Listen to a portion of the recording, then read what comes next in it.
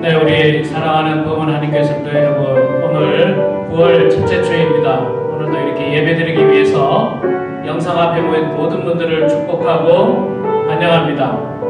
우리 찬양으로 하나님께 영광 올려드리도록 하겠습니다. 주는 나를 기르시는 목자여, 찬송가 570장입니다.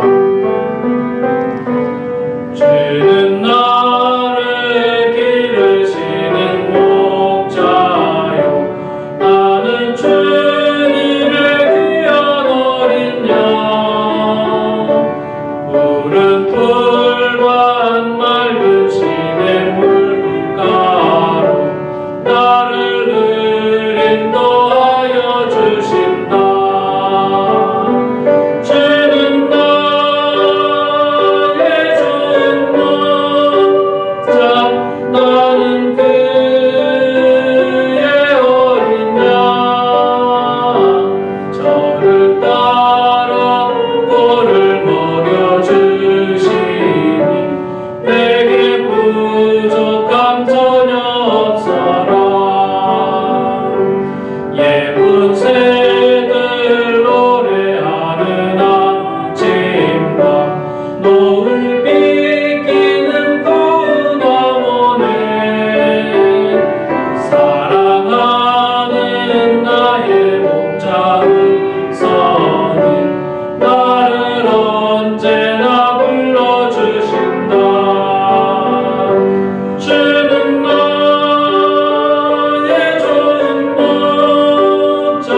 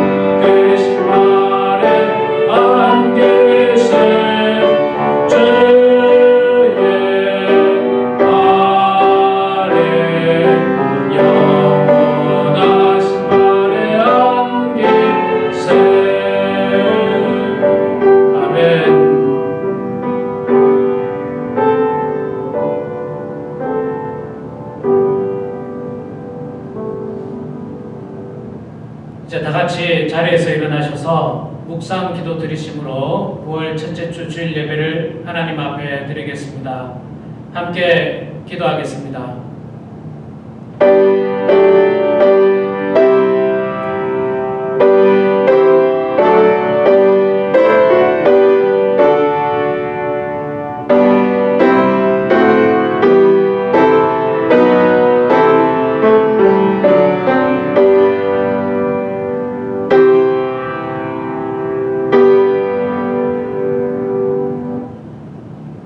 문들아 너희 머리를 들지어다. 영원한 문들아 들릴지어다. 영광의 왕이 들어가시리로다. 영광의 왕이 누구시냐? 만군의 여호와께서 곧 영광의 왕이시로다. 아멘. 영광의 왕이시며 만왕의 왕이신 여호와 아버지 하나님, 은혜를 감사드립니다.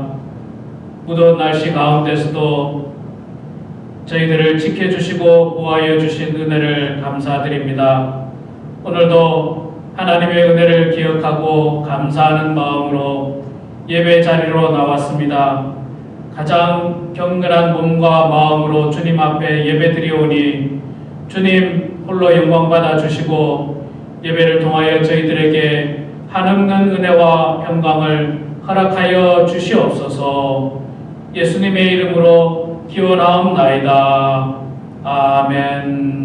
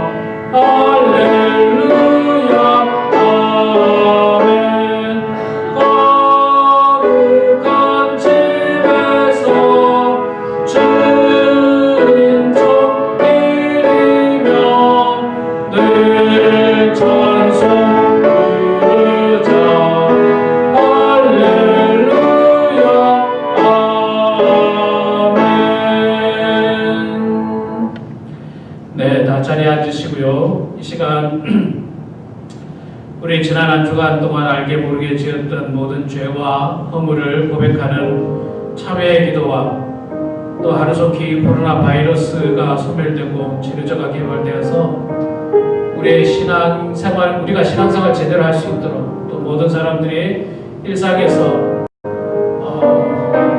생활할 수 있도록 우리 시간 동성으로 한번 기도하도록 하겠습니다.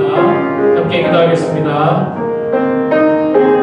하나님 아버지, 은혜를 감사합니다.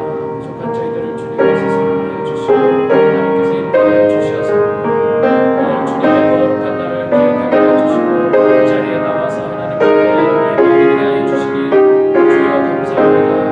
하나님 아버지, 그러나 저희들의 삶을 되돌아보면 많은 죄와 허물이 참으로 하나님의 영광을 가릴 때가 얼마나 많은지 모릅니다. 주님, 저희들의 죄를 용서해 주시고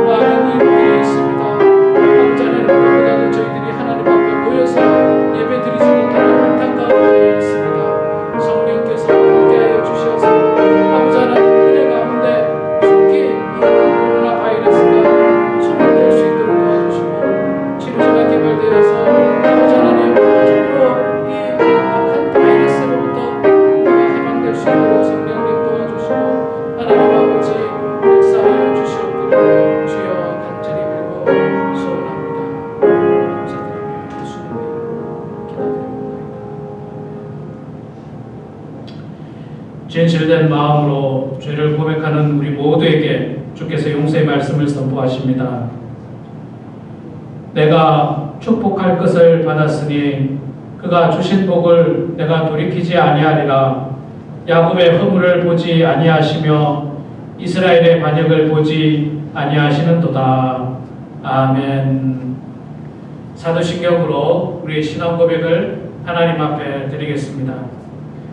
전능하사 천지를 만드신 하나님 아버지를 내가 믿사오며 그 외아들 우리 주 예수 그리스도를 믿사오니 이는 성령으로 잉태하사 동정녀 마리아에게 나시고 본디오 빌라도에게 고난을 받으사 십자가에 못 박혀 죽으시고 장사한 지 사흘 만에 죽은 자 가운데서 다시 살아나시며 하늘에 오르사 전능하신 하나님 우편에 앉아 계시다가 저리로서 산자와 죽은 자를 심판하러 오시리라. 성령을 믿사오며 거룩한 공회와 성도가 서로 교통하는 것과 죄를 사하여 주시는 것과 몸이 다시 사는 것과 영원히 사는 것을 믿사옵나이다. 아멘.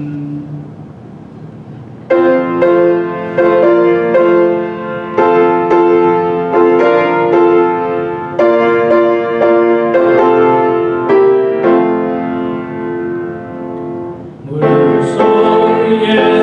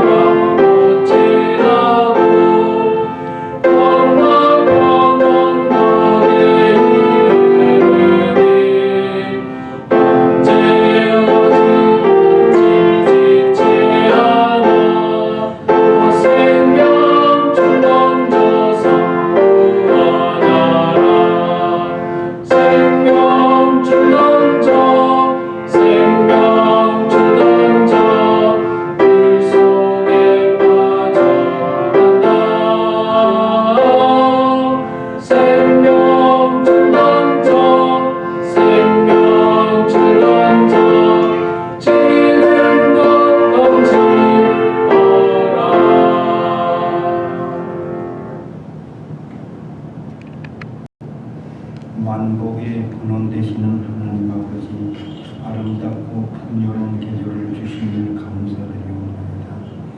풍요로운 계절에 저희들의 신앙도 영적인 열매를 맺을 수 있도록 인도하여 주시옵소서.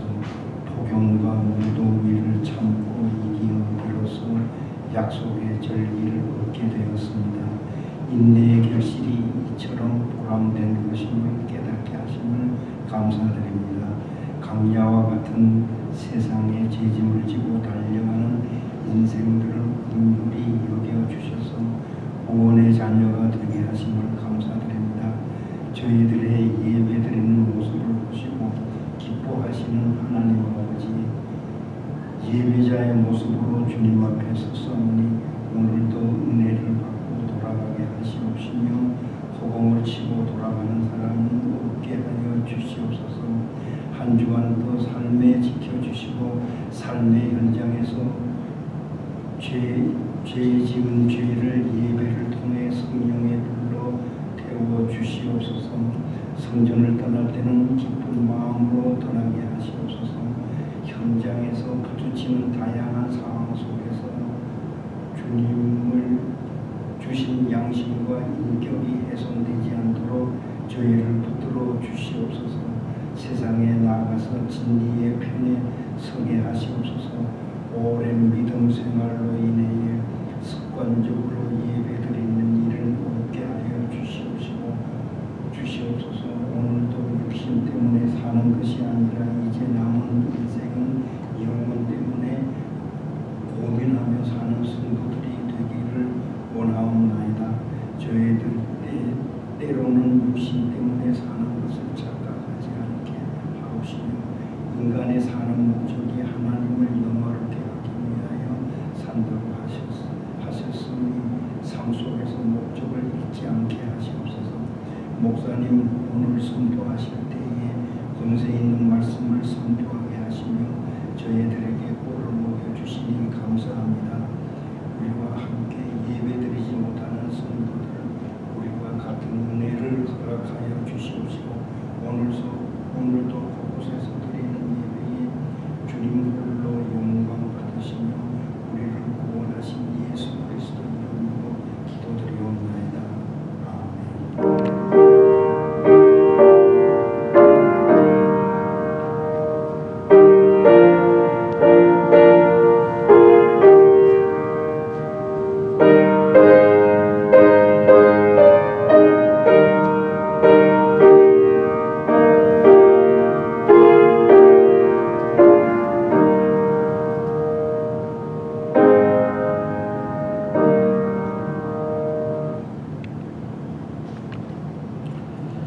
네, 연이어서 봉헌기도 하도록 하겠습니다. 거룩하시고 자비로우신 여호와 아버지 하나님, 은혜를 감사합니다.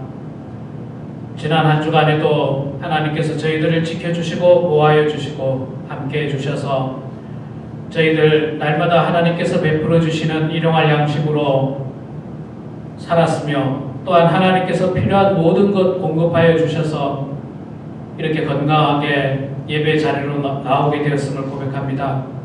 하나님 아버지, 주님께서 베풀어 주신 모든 것 하나님께로부터 왔음을 고백하면서 이 시간 저희들이 정성으로 주님 앞에 예물을 올려드립니다. 소득의 10분의 1로 또 감사의 제목으로 주정헌금으로 성경금으로 드리는 손길마다 하나님 축복하여 주시고 하늘의 신령한 복, 땅의 기름진 복을 더하여 주시옵소서. 코로나 바이러스로 말미암아서 하나님 앞에 헌금하는 것도 어려움을 겪고 있습니다.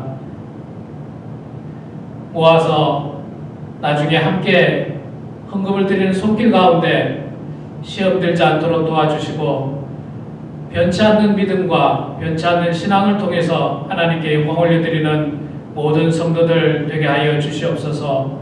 이 물질이 쓰여지는 곳에 주의 사랑이 드러나게 하시며 하나님의 말씀이 증거되는 곳에 사용될 수 있도록 도와주시고 주님의 몸된 교회를 세워나가는 곳에 귀하게 사용될 수 있도록 하나님 축복하여 주시옵소서. 감사드리며 예수님의 이름으로 기도드리옵나이다. 아멘. 교회 소식 전해드리겠습니다. 여러분들 주보를 참조해 주시기 바랍니다. 주보가 아마 대부분 토요일날 다 도착하는 걸로 알고 있습니다. 여러분들 꼭 주보를 픽업하셔서 예배에 참여해 주시면 감사하겠습니다. 계속해서 우리가 영상 예배를 드리고 있는데요. 수표로 헌금하시는 분들은 우리 YTX 권사님에게 우편으로 보내주시면 되고, 현금으로 하시는 분들은 나중에 우리 모였을 때 그때 헌금해 주시면 되겠습니다. 또 영상 예배에 그 성경 봉독 또 특송 참여하실 분들은 저에게 꼭 말씀해 주시고 적극적인 여러분들의 참여를 기다리겠습니다. 우리 지난주에도 잠깐 광고 말씀드렸는데 돌아가신 고 샌디다운 집사님 장례 예배가 9월 15일 날 오전 9시로 결정되었습니다. 이터널 밸리 메모리얼 파크 여기서 하는데 참석하실 분은 꼭 저에게 말씀을 해주시고요. 우리 교회에서 저와 우리 장로님 2분하고 또 몇몇 분 정도가 참여할 예정으로 있습니다. 위에서 기도해 주시면 감사하겠습니다. 자, 중요한 광고 말씀을 드리겠습니다. 여러분들 오늘 광고는 제가 칼럼란에도 기록을 했는데 다음 주일날은 야외 예배를 드리겠습니다. 어렵게 기도 가운데 결심을 하게 됐는데 다음 주일 9월 13일 오전 11시입니다. 9월 13일 오전 11시 장소는 와일드우드 파크인데 이 와일드우드 파크는 우리 교회에서 매년 야외를 가던 장소입니다. 유카이파 갈보리 채플, 갈보리 기도원 바로 밑에 있는, 아마 참석하셨던 분들은 대부분 한 번쯤은 다 가신 걸로 알고 있는데 우리 교회 앞이 버먼 에비뉴에서 산 쪽으로 쭉 올라가다가 보면 왼쪽으로 와일드우드 캐년인가요? 그 길이 나옵니다. 왼쪽으로 랩턴에서 쭉 내려가다 보면 왼쪽 편에 보이는데 찾기가 어렵진 않습니다. 그러나 여러분들 또 1년 만에 가는 거니까 지도를 꼭 한번 확인하시고 구글 맵을 꼭 확인하시고 오시면 되고요. 혹시 가고 싶은데 목사님 저는 정말 장소를 잘 모르겠습니다. 그러신 분들은 10시 20분까지 교회로 오십시오. 10시 20분까지 교회 파킹랏에 오시고, 오시는 분들은 전화를 주셔야 됩니다. 목사님 제가 길을 잘 몰라서 같이 가겠습니다. 연락하고 10시 20분까지 오세요. 왜냐하면 누가 오는지 모르면 언제까지 기다릴 수는 없잖아요. 그리고 또 10시 20분까지만 기다리고 더 이상 기다리지 않겠습니다. 그래서 10시 20분까지 이 교회 파킹랏으로 오시면 장소를 모르시는 분들은 함께 가도록 하고요. 뿐만 아니라 오실 때 여러분 꼭 가지고 오셔야 될 게 있는데 뭐냐면 개인 의자를 가지고 오셔야 돼요. 우리가 큰 나무 그늘 밑에서 그냥 예배 드릴 겁니다. 의자가 없는 곳에서. 우리 그 야외 드리던 쉘터 밑에는 의자가 있지만 거기는 다닥다닥 붙어 앉아야 돼요. 그래서 거기는 우리가 가지 않을 거고, 의자가 없는 나무 그늘 밑에서 우리가 예배를 드릴 테니까 반드시 개인 의자를 가지고 오세요. 그냥 피크닉 체어를 가지고 오시는데 예배는 참석하고 싶은데 목사님 의자가 없습니다. 그런 분도 저에게 꼭 연락을 주세요. 꼭 연락을 주십시오. 그럼 제가 교회에 있는 적는 의자라도 엑스트라를 준비해 갈 테니까, 없으신 분들은 아마 대부분 있을 걸로 예상을 하는데 혹 없으신 분들은 저에게 연락을 주시고 의자를 꼭 가지고 오셔야 되고, 그 다음에는 거기는 이제 전기가 안 들어오니까 이렇게 스크린이 없어요. 찬송 성경 볼 스크린이 없기 때문에 반드시 성경 찬송을 꼭 가지고 오셔야 됩니다. 성경 찬송을 가지고 오셔야 되고, 그 다음에 마스크를 꼭 쓰고 오셔야 돼요. 야외지만 우리가 함께 모이기 때문에 마스크를 꼭 쓰고 오시고, 장갑은 우리가 준비하도록 하겠습니다. 우리 지난번에 김정희 장로님께서 장갑을 한 100장 정도 후원해 주셨어요. 그래서 장갑은 우리 교회에서 준비할 테니까 장갑은 괜찮고요. 또 핸드 세니타이저도 교회에서 준비하겠습니다. 마스크 꼭 끼고 오시고, 그 다음에 여러분들 혹시 그 성경보기 하시는 분들은 그동안 쌓아놨던 성경보기도 다 가지고 오십시오. 그래서 그날 제출해 주시면 되겠습니다. 또한 그동안 현금으로 헌금하셨던 분들 모아놓고 계신 분들이 계시면 그것도 역시 그날 가지고 오시면 되겠습니다. 그리고 여러분 나머지는 칼럼에 기록한 것을 좀 꼼꼼히 잘 읽어보시기 바랍니다. 한 가지 더 빠졌네요. 우리가 점심 식사를 그 도시락으로 지금 준비할 예정으로 있습니다. 그래서 이 도시락을 주문해서 해야 될 텐데 몇 명이 오는지 알아야 되기 때문에 수요일까지 9월 9일 수요일까지 가시는 분들은 카톡이나 또 저에게 혹은 예배부장인 우리 이난주 권사님에게 우리 집에 저와 저희 집사람 2사람 갑니다. 이렇게 정확하게 우리 집에는 저 혼자 갑니다. 1명입니다. 저는 못 갑니다. 못 가는 분들도 연락을 좀 해주세요. 못 간다고 해서 또 너무 저희들이 비난하거나 그런 건 없습니다. 왜냐하면 인원 파악하기 위해서 그런 거니까 못 가시는 분들 충분히 이해합니다. 충분히 이해하니까 오실 수 있는 분들 오시고 또 도시락도 좀 불안하다 그러신 분들은 예배만 드리고 가실 수도 있습니다. 예배만 드리고 식사는 안 하고 나는 가겠다. 그런 분들은 또 그렇게 알려주시면 저희들이 도시락 준비하는데 도움이 되도록 하겠습니다. 도시락은 나름 정성으로 좀 준비를 해보도록 하겠습니다. 여러분 나머지는 꼭 칼럼에 있는 그 야외에 대한 안내 꼭 여러분 꼼꼼히 읽어보시고 야외에서도 유피도 떨어지고 감염되지 않도록 우리가 서로 노력해서 예배를 드리기를 원합니다. 나머지는 주보를 참조해 주시고요. 이 시간 우리 현주 권사님께서 하나님 말씀 봉독해 주시겠습니다.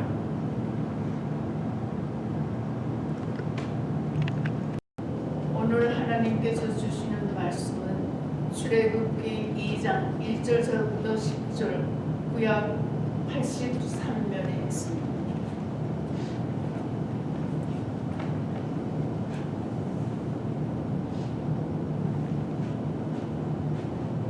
레위 가족 중 한 사람이 가서 레위를 여자들에게 장가들어 그 여자가 임신하여 그들을 낳으니 그가 잘생긴 것을 보고 석 달 동안 그를 숨겼으나 또 숨길 수 없게 되매 그를 위하여 갈대 상자를 가져다가 역청과 나무지인을 칠하고 아기를 거기에 담아 라이강 갈대 사이에 두고 그의 누나가 어떻게 되었는지를 알고 멀리 섰더니 바로가 딸의 목욕하러 라이강으로 내려오고 시녀는 라이강가를 걸을 때에 그가 갈대 사이의 상자를 보고 시녀를 보내니 가져다가 여러 그 아기를 보니 아기는 우는지라 그를 불쌍히 여겨 이르되 이는 피부리 사람의 아기로다. 그의 누이가 바로 그의 딸에게 이르되 내가 가서 당신을 위하여 히브리 여인 중에 유모를 불러다가 아이에게 젖을 먹이게 하리이까. 바로가 딸의 그에게 이르되 가라 하매 그 소녀가 가서 그 아기 어머니를 불러오니 바로의 딸이 그에게 이르되 이 아기를 데려다가 나를 위하여 젖을 먹이라. 내가 그 싹을 주리라. 여인이 아기를 데려다가 그 젖을 먹이니 그 아기가 자라매 바로의 딸에게로 내려가니 그가 그의 아들이 되니 그의 이름은 오세라 하여 이르되 이는 내가 그를 물에서 건져내었음이라 하였더라. 우리 이 시간에는 현주 권사님, 전차리 권사님께서 특별 찬양해 주시겠습니다.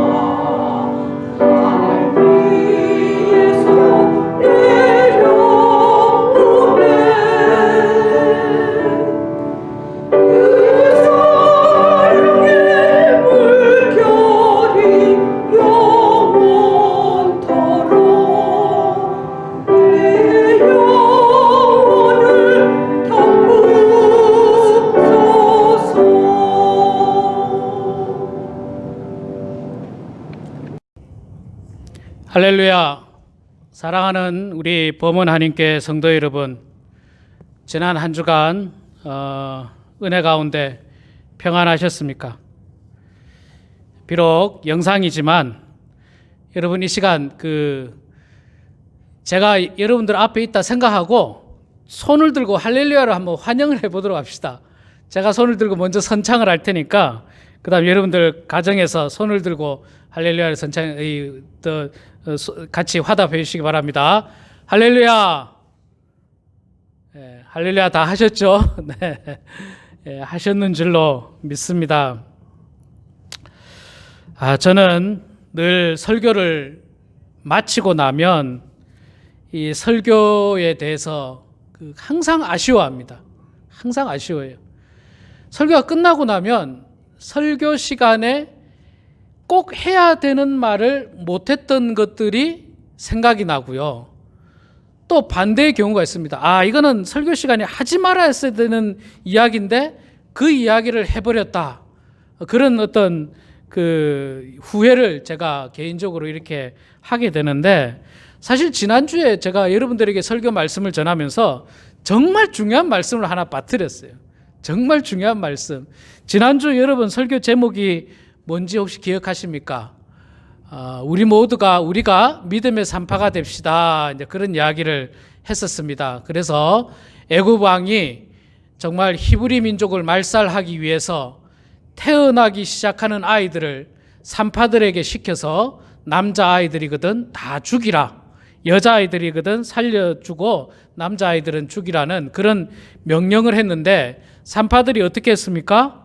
그들이 지혜를 내서 히브리 여인들은 이 해산하러 가니까 이미 아이를 다 낳았더라, 그래서 죽일 수가 없었다라고 지혜로운 말을 해서 이 히브리 민족이 그래도 아이들이 태어날 수 있었다는 이야기를 했는데, 제가 그 이야기를 하면서 한 가지 중요한 사실을 빠뜨리는데 뭐냐면, 거기서 누가 태어나느냐 하는 겁니다.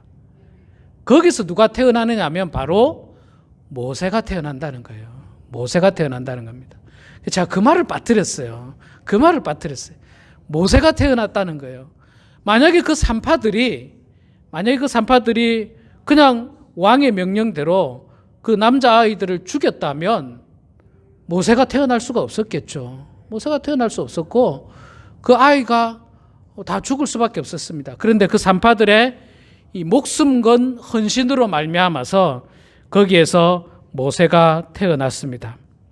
그래서 오늘은 우리가 출애굽기 2장 말씀을 통해서 이 모세가 태어나고 그의 그 아기 시절, 어린 시절이라고 말하기도 더 어린 아기 시절의 그 내용들을 우리가 한번 살펴보도록 하겠습니다. 산파들이 살려낸 아기 가운데 바로 모세가 있었다는 겁니다. 여러분, 모세가 어떤 사람입니까? 이스라엘의 가장 위대한 하나님의 사람이었어요. 이스라엘 백성들을 출애굽하는 데 결정적으로 쓰임을 받았던 이스라엘의 영적인 지도자요, 하나님의 사람이었던 모세가 그 산파들의 헌신으로 말미암아서 태어나게 되었다는 것입니다. 만약에 그 산파들이 그런 헌신이 없었다면요, 모세는 태어나지 못했습니다. 그리고 어떻게 이스라엘 백성의 이 지도자가 생겼을지 아무도 알 수가 없습니다. 그래서 여러분, 제가 지난주에 말씀드렸던 우리가 믿음의 산파가 되자는 것은 우리가 아기를 낳자는 것이 아니라 우리가 전도를 통해서 새로운 생명을 살려내자는 거였어요. 지금은 세속이라고 하는 엄청난 그 세파 속에서 하나님의 말씀이 증거되는 게 굉장히 어렵습니다. 지금 세상 사람들은요, 기독교를 좋아하질 않아요. 얼마나 비난하는지 모릅니다. 여러분, 뉴스를 보셔서 아시지만 지금 한국 같은 경우는 더욱더 지금 교회가 참 곤란한 가운데 빠져 있으면서 믿지 않는 사람들은요, 교회를 원망하고 교회를 증오하고 그런 상황이 있습니다. 그런데 우리가 복음 전하기가 얼마나 어렵습니까? 그런데 한 명에게 복음을 전했는데 그 영혼이 살 수 있도록 우리가 믿음의 산파 역할을 해야지, 그 잉태된 영혼이 죽으면 어떻게 되겠습니까? 그래서 그 믿음의 산파들로 말미암아서 이 그 모세가 태어난 것처럼 우리도 한 명을 전도함으로 말미암아서 참 하나님의 위대한 사람이 나올 수 있다는 것입니다. 여러분, 미국의 그 아주 위대한 그 영적 부흥 강사 중에 한 사람인 D.L. 무디라고 하는 사람이 있습니다. 이 대부흥 운동을 이끌었던 아주 영적인 거장인데, 이 사람도 있잖아요. 처음부터 예수 믿은 사람이 아니에요. 자기가 살고 있던, 무디가 살고 있던 동네에 주일학교 선생님, 교회학교 선생님인 에드워드 킴벌이라고 하는 사람이 그 무디를 전도했답니다. 그 길가에서 그냥 놀고 있는 어린아이 무디를 전도하고, 전도했던 그 D.L. 무디가 예수를 믿고 하나님 말씀에 변화가 되고 정말 하나님의 은혜 가운데 잘 성장해서 미국을 움직일 만한 영적인 거장이 되었다는 것입니다.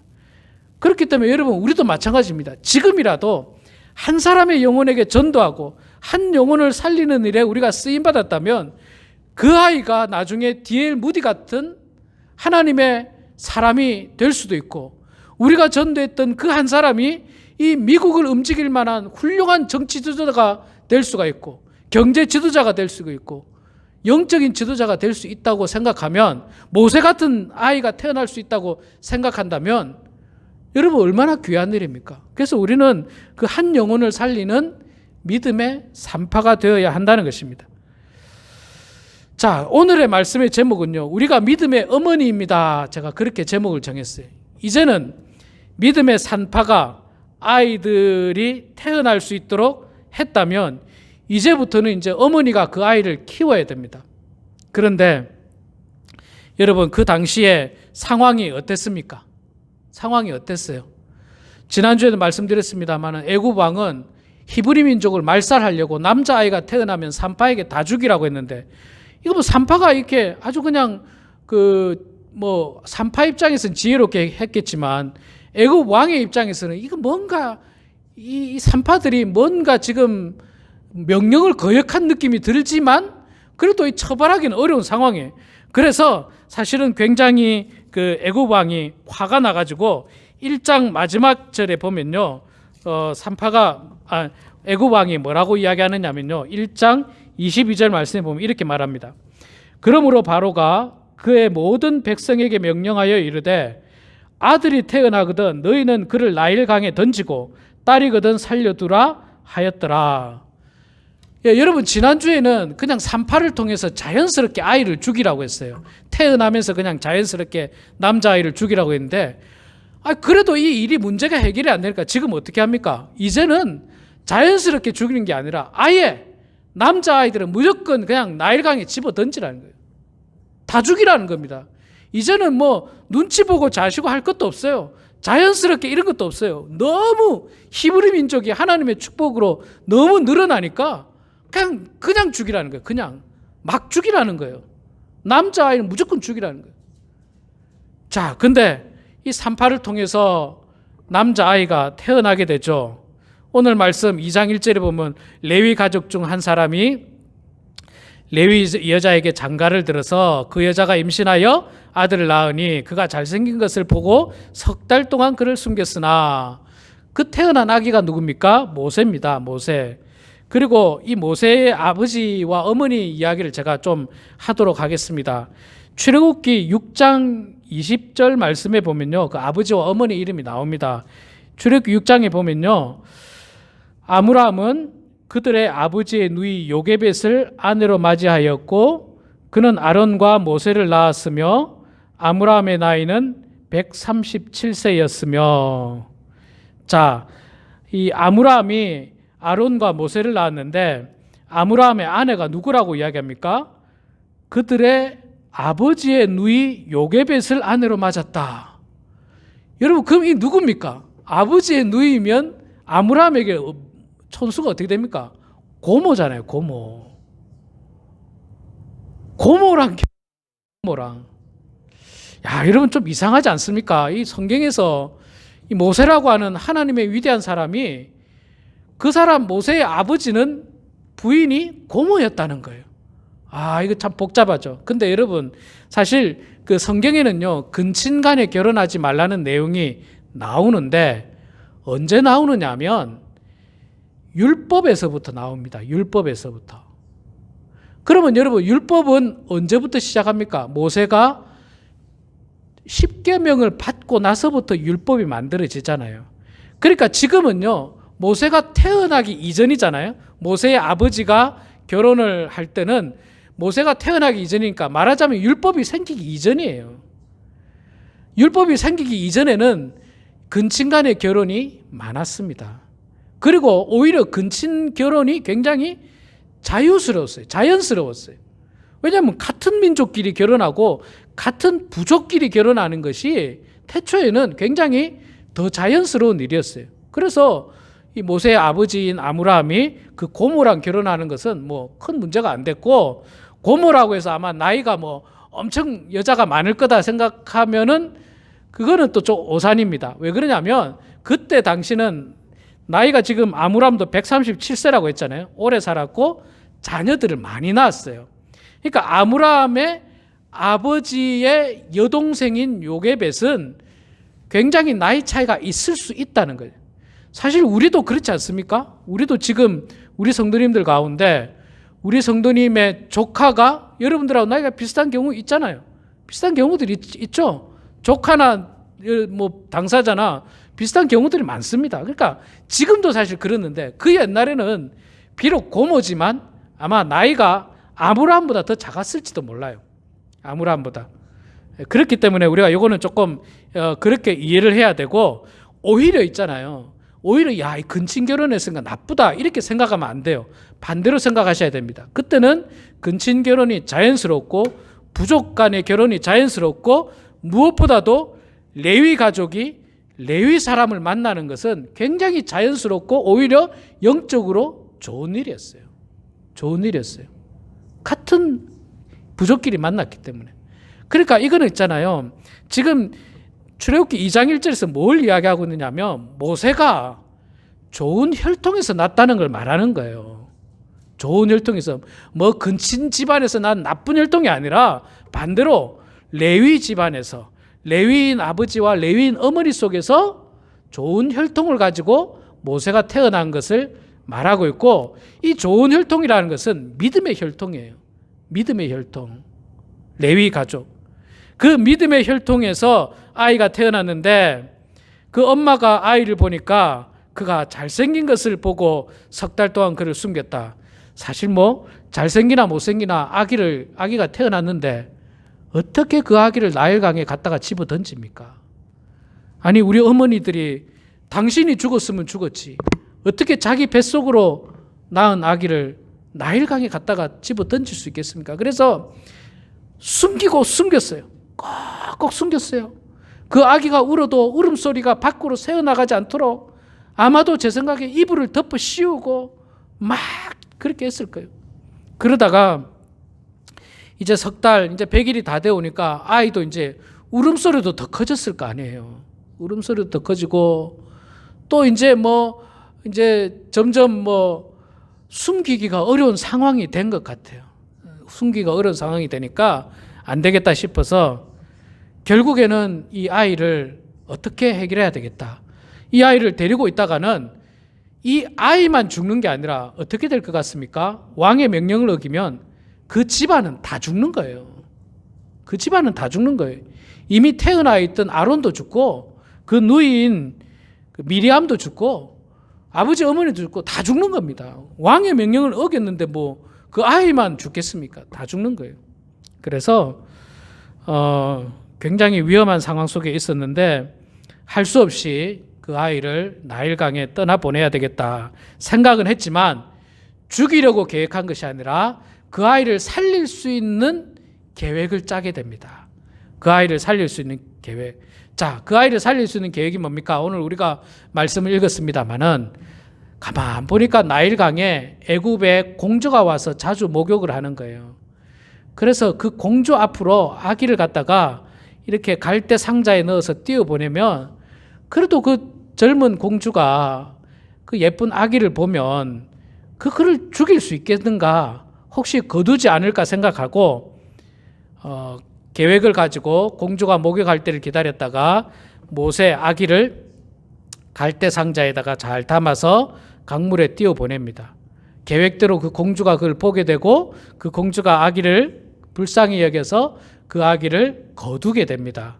거두게 될 때 그 모세의 누이였던 미리암이 가서 구경을 하죠. 어떻게 되나 구경을 하고 옆에 그냥 있었던 것 같아요. 그랬더니 그 애굽 이 공주가 이 아이를 위해서 젖을 먹일 히브리 유모를 찾아오라 했어요. 왜냐하면 아기가 히브리인이었다는 걸 알았거든요.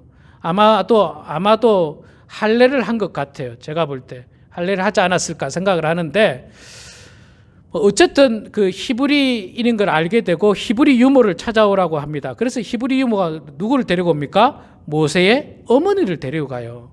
그러니까 모세는 왕궁에서 친어머니의 젖을 먹으면서 친어머니의 교육을 받으면서 그러면서 그 아이가 자라게 됩니다. 그러니까 그 모세의 어머니 아버지가 얼마나 계획을 잘 짰습니까? 얼마나 계획을 잘 짰어요. 생각해보면요, 애굽 왕이 나일강에 던지라는 것대로 던졌어요. 대신에 갈대 상자에 싹 싸서 나일강에 던졌지 않습니까? 그랬는데 공주가 거둬들였잖아요. 공주한테 거둬들이라고 말한 것도 없고 그렇게 해달라고 애원한 적도 없는데 공주가 자발적으로 불쌍히 여겨서 거둬들였어요. 그러니까 모세의 부모에게는 아무런 잘못이 없어요. 하나님께서 함께 하니까요, 지난주에는 이 산파들에게 하나님께서 지혜를 줘가지고 왕이 아무 말 못하게 만들었죠. 또 이번에는 그 어머니 아버지에게 하나님께서 지혜를 주시니까 왕이 아무 말 못하는 거예요. 야, 너는 왜 아기를 살렸느냐? 우리가 어떻게 살렸습니까? 나일강에 떠나보냈잖아요. 던져버렸잖아요. 이 갈대 상자에 넣어가지고. 실제로 갈대 상자에 그냥 넣어서 떠나보내면 어떻게 되겠습니까? 죽는 거예요. 아무리 갈대 상자라 해도 죽죠. 어떻게 살겠습니까? 그러니까 왕의 명령대로 갈대 상자에 나일강에 던져버렸습니다. 그런데 공주가 거둬들였어요. 참, 하나님께서 역사하시면요, 이렇게 전화위복의 역사들이 일어나요. 전화위복. 그러니까 위기인데 오히려 복된 일이에요. 보세요, 여러분. 위기였는데, 산파들도 위기였는데 오히려 산파들이 어떻게 됐습니까? 그 집이 흥왕하게 됐다고 이야기했죠. 자, 오늘 보세요.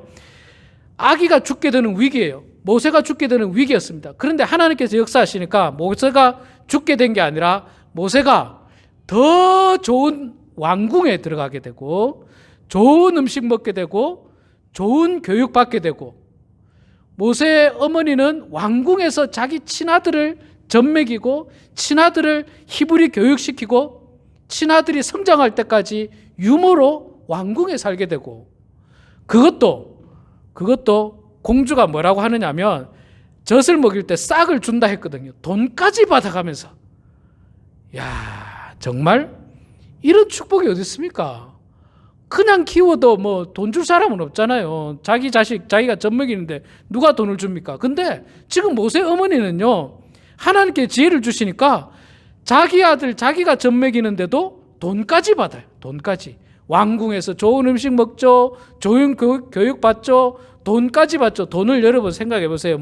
왕궁에서 유모에게 돈을 주는데 아주 미니멈 돈을 주겠습니까? 제가 볼 때는 넉넉하게 줬을 거예요. 그러니까 이게 전화위복의 축복이에요. 전화위복의 축복. 저는 우리가 지금 코로나 바이러스라고 하는 위기 가운데 있습니다. 위기예요. 그런데 여러분, 이 위기는 있잖아요. 곧 기회이고 위기는 축복을 동반하고 있습니다. 축복을 동반하고 있어요. 그래서 우리도 이 코로나 바이러스라고 하는 이 위기를 하나님의 은혜로 잘 극복하고 하나님이 주시는 지혜로 말미암아 잘 극복하면 이 코로나 바이러스가 우리들에게 큰 위기가 아니라 오히려 축복이 된다는 거예요. 오히려 축복이 된다는 겁니다. 예를 들어서 봅시다. 지금 우리가 모여서 예배 드릴 수 없습니다. 모여서 성경부 할 수도 없습니다. 새벽 기도도 할 수 없습니다. 굉장히 영적인 위기입니다. 신앙적인 위기입니다. 이 일로 말미암아서 하나님을 떠나는 사람도 있고 신앙이 식어지는 사람도 있고 또 뭐 교회에 대한 갈등이 생기면서 교회를 떠나는 사람도 있고 그런 사람이 있을 수도 있지만 반대의 경우도 있어요. 모이지 못하지만 오히려 더 하나님 말씀 보는 사람이 있을 수 있습니다. 시간적 여유가 있기 때문에 성경을 통독하는 사람이 있을 수 있어요. 제가 여러 번 말씀드렸습니다마는 집에 있으니까 유튜브를 통해서 훌륭한 목사님들의 설교를 들을 수 있고 훌륭한 신학자들의 어떤 신학 강의를 들을 수 있고 칼럼을 들을 수 있고 뭐 설교를 들을 수 있고 이걸 통해서 오히려 신앙이 더 부흥하는 사람이 있어요. 오히려 더 영적으로 뜨거워지는 사람이 있어요. 오히려 하나님과 더 가까워지는 사람이 있어요. 옛날에 모여서 교회 다닐 때는요, 가끔 성숙하지 못한 사람이 교회 가면 뭐 안 좋은 이야기를 해서 실족할 때가 있어요. 그러면 교회 갔다가 은혜 받고 오는 게 아니라 교회 갔다가 그냥 실망하고 돌아오는 경우들도 있습니다. 근데 요즘은 모이질 못하니까 뭐 그런 염려가 없어요. 오히려 그런 염려가 없고 사람과 떨어지면서 하나님과 가까워질 수 있다는 거예요. 하나님과 가까워질 수 있어요. 그래서 이 위기가 오히려 복이 돼가지고 하나님과 더욱더 가까워지고 또 신앙이 더욱더 뜨거워지고 더욱더 하나님을 향한 믿음이 굳건해지는 그런 사람이 있을 수 있다는 거예요. 그게 우리가 되어야 됩니다. 그게. 그러니까 여러분 말씀드린 대로 모세의 부모가 얼마나 큰 위기입니까? 목숨이 떨어지는 위기였어요. 그런데 이 위기가 바뀌니까 똑같은 상황이잖아요. 상황은 안 바뀌었어요. 위기 속에서 하나님께서 역사하시고 하나님이 주신 지혜를 가지니까 이게 뭐 엄청난 축복이에요. 엄청난 축복. 그래서 저는 이 코로나 바이러스도 똑같다고 생각합니다. 지금 진짜 위기입니다. 진짜 위기예요. 교회가 우리 교회는 6월 달에 그래도 한 달 정도 모였지만요. 모이지 못한 교회들은 지난 3월 둘째 주부터 지금까지 6개월 넘게 지금 교회가 모이질 않고 있어요. 성도들이 영상으로 예배 드린다고 생각하지만 그거 뭐 모르잖아요. 안 드릴 수도 있어요. 안 드릴 수도 있습니다. 물론 여러분 사실 요즘은 기계가 발달해 가지고요. 여러분들이 예배 드렸는지 그러니까 우리 교회 성도들이 유튜브를 통해서 몇 명이 유튜브를 보고 예배 드리는지 저는 알 수 있습니다. 그 기계가 발달해 가지고요. 지난 주간에 몇 명이 이 유튜브에 들어가서 저의 설교를 우리 교회 예배를 클릭했는가 몇 명인지 알 수는 있어요. 근데 누가 누군지는 잘 몰라요. 누가 오픈해 듣고 누가 안 들은지 모르는데 그래서 이게 위기예요. 교회가 위기입니다. 그런데 여러분 이 위기가 우리가 하나님을 의지하고 하나님 주신 지혜만 있다면 위기가 오히려 축복으로 얼마든지 변할 수 있습니다. 얼마든지 변할 수 있어요. 그래서 저는 이 코로나 바이러스로 말미암아서요. 어떻게 보면 코로나 바이러스가 끝나면 딱 갈릴 것 같습니다. 진짜 성도와 가짜 성도. 믿음이 신실한 사람과 그렇지 않은 사람이 이 코로나 바이러스로 말미암아서 딱 갈릴 거예요. 진짜 성도는 진짜 여전히 뜨겁게 하나님을 사랑하고 예배드리고 말씀 보고 기도하고 그렇게 했을 거고 그렇지 않은 성도님은 그냥 뭐 영상 뭐 보든지 말든지 뭐 내가 보는 거 아는 사람 아무도 없으니까 그러고 그냥 영적으로 게을러지기 시작하면 점점 하나님과 멀어지는 거예요. 나중에 코로나 바이러스 끝나면 이게 딱 나뉘는 겁니다. 그래서 여러분 우리 사랑하는 성도 여러분 오늘 모세의 부모님처럼 이 전화위복의 복이 여러분들에게 임하기를 소망합니다. 위기지만 이게 축복이라는 사실을 가지고 여러분 더 열심히 신앙생활하고 더 열심히 기도생활하는 그런 여러분들이 되기를 소망합니다. 자, 여러분들 이 오늘 말씀 2절에 보면요. 3절입니까? 3절에 보니까 이런 말씀이 있습니다. 더 숨길 수 없게 되면 그를 위하여 갈대 상자를 가져다가 역청과 나무진을 칠하고 아기를 거기 담아 나일강가 갈대 사이에 두고. 자, 이 아기를 갖다가 갈대 상자에 담아서 떠나 보냈다 이렇게 이야기합니다. 이 갈대 상자는요, 참 유용한 거예요. 갈대가 굉장히 유용한 겁니다. 옛날에는 종이가 없었잖아요. 종이가 없었기 때문에 옛날에는 성경을 어디다 기록했느냐면 갈대에다가 기록했어요. 갈대를 엮어 가지고 종이처럼 만들었어요. 여러분, 우리 옛날에 그 발 있지 않습니까? 우리 한국에 쓰는 발, 그늘을 막는 발, 혹은 대나무 돗자리, 이거 돗자리 같은 발. 이게 나무 아닙니까? 대나무를 쪼개 가지고 이렇게 나무로 엮어서 했고, 대나무 이 발도 그걸로 했던 것처럼 이집트에서는요, 갈대를 잘라 가지고 이거를 가로 세로로 엮어서 바둑판 모양 엮으면 이게 네모하게 나오는데, 여기다가 글을 썼어요. 글을. 성경도 거기에 썼습니다. 성경도 최초의 성경이 바로 거기에 쓰여진 파피루스라고 하는 갈대 종이에요. 갈대 종이. 종이라 말하면 그렇지만 갈대 이 종이 역할을 하는. 그렇기 때문에 이 갈대 상자 굉장히 좋아요. 우리나라도 이 뭡니까? 무슨 나뭇잎으로 뭘 만들잖아요. 무슨 뭘 만들죠? 이 뭐라고 합니까? 이 뭐라고 하죠? 콩을 이렇게 먼지를 떨을 때 하는 발이라고 합니까? 뭐 그런 거 있잖아요. 그 우리나라 키라고 하죠. 키라고 하죠. 우리 옛날 아이들이 오줌 싸면 머리에 키를 쓰고 이렇게 가서 뭐 소금을 얻고 이랬는데, 그것도 이렇게 나무를 엮어서 바구니를 만들고, 우리나라도 그랬잖아요. 이집트도 똑같아요. 갈대를 엮어 가지고 상자를 이렇게 만들고, 갈대 가지고 많은 것을 했어요. 그리고 이 갈대를 가지고 딱 엮으면요, 굉장히 든든합니다. 굉장히 든든하고 굉장히 촘촘하게 이렇게 물이 잘 새지 않도록 굉장히 촘촘하게 만들 수도 있어요. 자, 그걸 가지고 그 안에다가 아기를 넣었다. 갈대 상자에 들어가 있으면요, 아기가 안전합니다. 괜찮아요. 여러분, 이 갈대 상자는요, 하나님의 품입니다. 하나님의 품이에요. 갈대 상자를 벗어나면 푸른 물이 넘실거리는 나일강이 있습니다. 우리가 하나님 품을 벗어나면요, 세속주의라고 하는 이 사탄의 세력이 넘실거리고 있습니다. 세속주의, 물질 만능주의, 인본주의, 자기 중심적인 생각들이 세상에는 가득합니다. 그래서 우리는요, 거기에 물들면 안 돼요. 나일강에 빠지면 다 죽습니다. 여러분, 세상에 물들면 다 죽어요. 영적으로 다 죽습니다.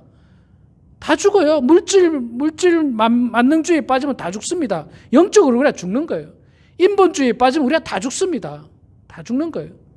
그래서 우리는 어디에 있어야 되느냐?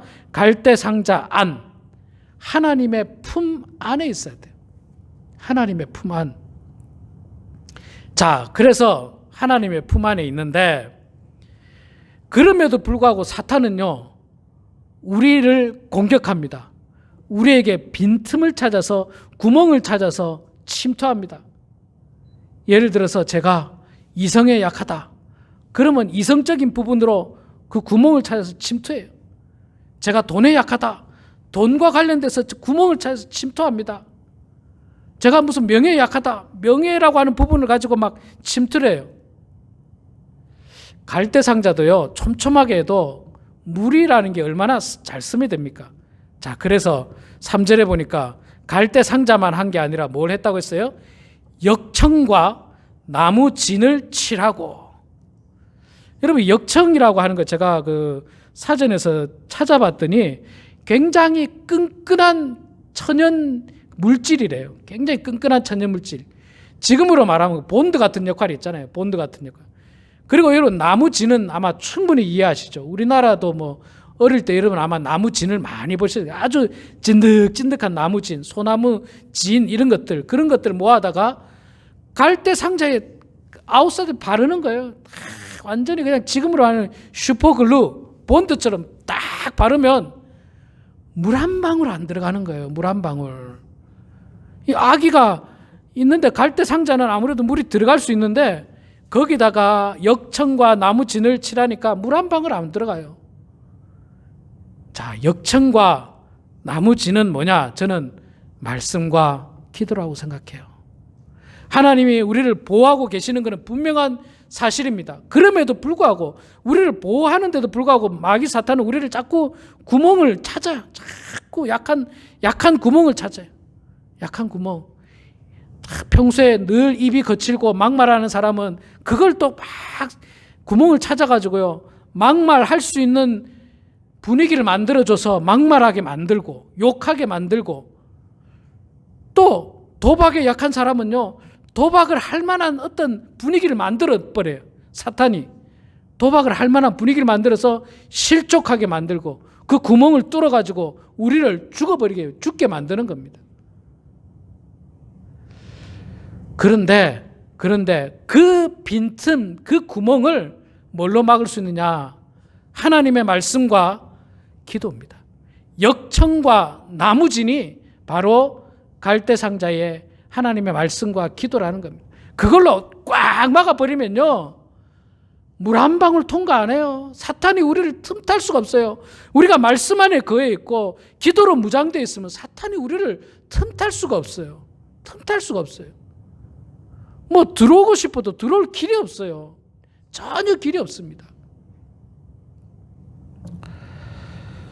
그래서 이 부모는 모세를 비록 나일강에 떠나보내기는 하지만 완벽하게 해서 떠나보내고 있어요. 완벽하게 해서. 죽이려고 떠나보내는 게 아니라 살리려고 떠나보내고 있는 거예요.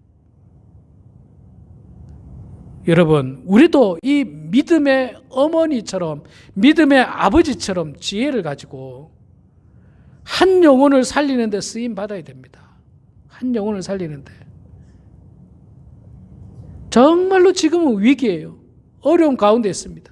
그러나 우리 모두가 하나님이 주시는 지혜만 있다면 전화위복의 축복이 있을 것이고, 또 하나님 품에 거할 수 있을 것이고, 말씀과 기도로 모든 빈틈들을 메워서 마귀 사탄 틈타지 아니하고 오히려 더 좋은 환경에서, 더 축복된 환경에서, 심지어 싹을 받아가면서까지 자녀를 양육할 수 있는 그런 축복이 임하는 것처럼 우리도 이 위기 가운데서 하나님의 축복이 넘쳐나셔서 오히려 위복의 복이 우리 사랑하는 모든 성도들에게 넘쳐나시기를 주의 이름으로 축원합니다. 기도하겠습니다. 거룩하시고 자비로우신 여호와 아버지 하나님, 은혜를 감사합니다. 오늘도 하나님 저희들을 사랑하여 주셔서 이렇게 거룩한 주의를 지키고 하나님의 말씀을 들으며 은혜 받게 하심을 주여 감사합니다. 위기 가운데서도 오히려 축복된 유년 시절을 보낼 수 있었던 모세처럼 하나님, 우리도 믿음의 어머니가 되고 믿음의 아버지가 되어서 이 땅에 죽어가는 많은 영혼들을 살리고 그 영혼들이 신앙적으로 온전한 교육을 받을 수 있도록 쓰임받는, 또 헌신하는 주의 사랑하는 종들 다 될 수 있도록 아버지 도와주시옵소서. 사랑하는 모든 우리 성도들이 전화위복의 축복이 넘쳐날 수 있도록 하나님 은혜를 내려 주시옵소서. 감사드리며 살아계신 예수님의 이름으로 기도드리옵나이다. 아멘. 네, 이제 우리 다 같이 자리에서 일어나셔서 내 마음의 주를 향한 사랑이 함께 찬양하고 축도하고 예배를 마치겠습니다.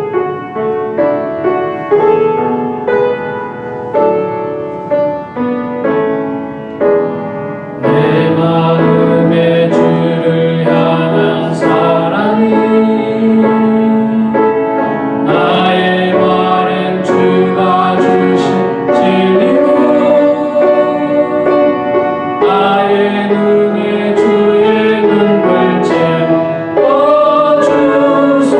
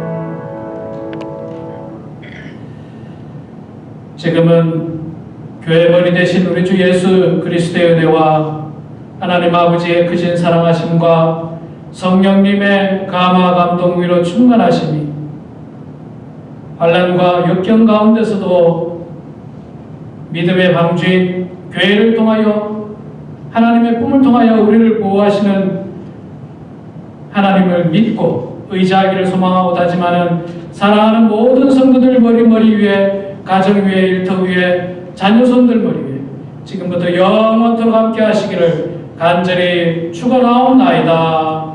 아멘.